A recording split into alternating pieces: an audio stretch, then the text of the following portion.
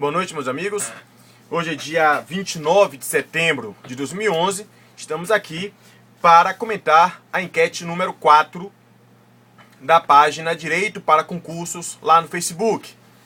A enquete número 4 questionou: considere que uma autoridade administrativa haja anulado um ato administrativo ilegal sem declinar no ato de anulação a sua motivação.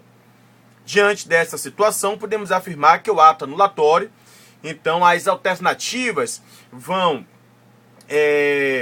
afirmar que tem vício de motivo, ou que tem vício no objeto, ou que tem vício de forma, vão trabalhar com a ideia do caráter vinculado ou discricionário da anulação. Então, se o ato deve ser anulado ou pode ser anulado, caso o ato se entenda, que está viciado.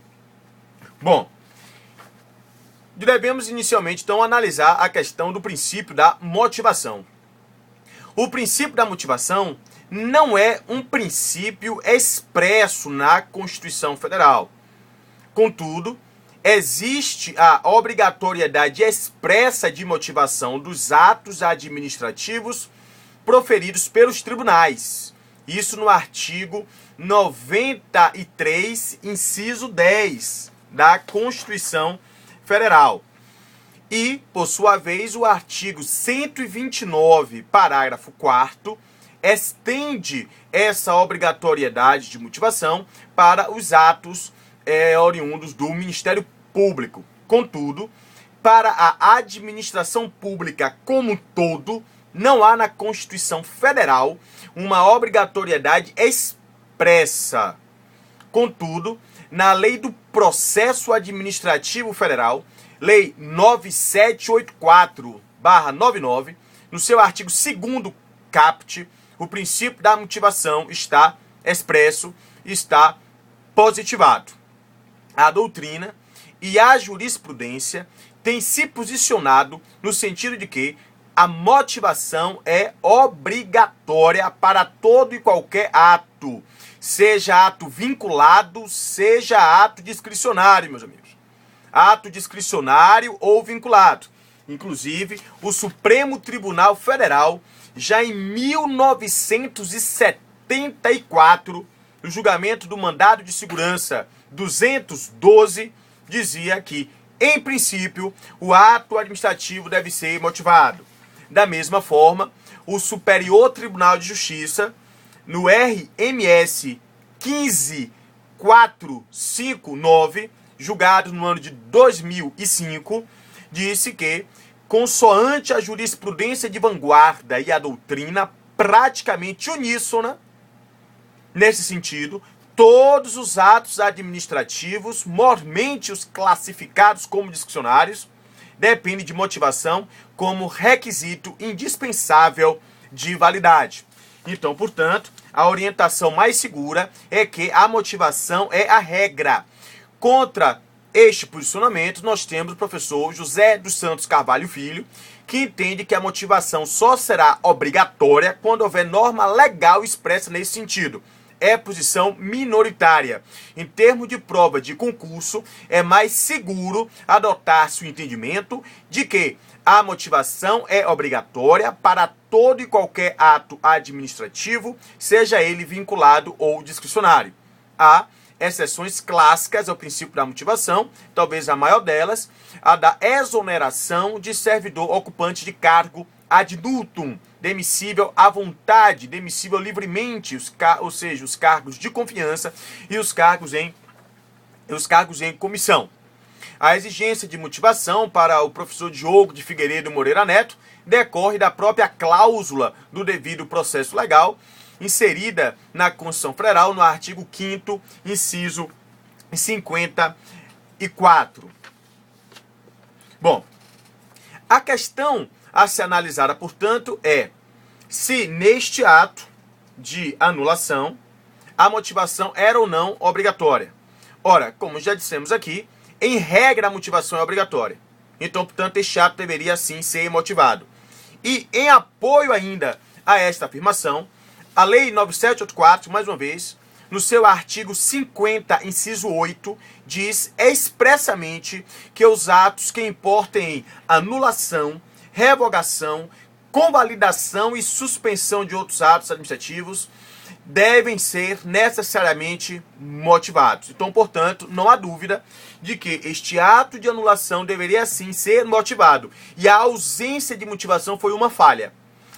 A segunda etapa é verificar se o vício, portanto, existente neste ato de anulação não motivado é um vício que se localiza no elemento motivo, ou no elemento forma, ou no elemento objeto, que foram aí as alternativas da questão. Bom,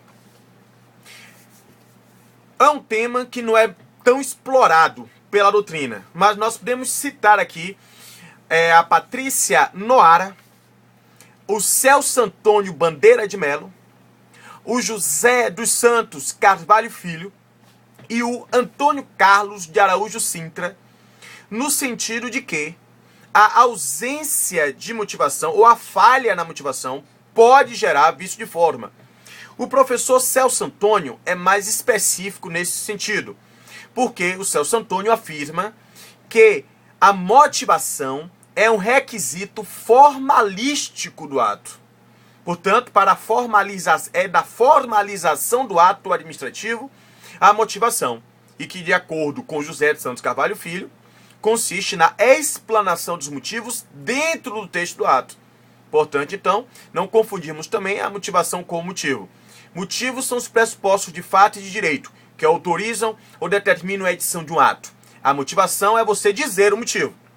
Então, se a motivação é um requisito formalístico do ato, a falha na motivação geraria, então, um vício de forma, já que ele faz parte, a motivação, ela faz parte da formalização do ato administrativo.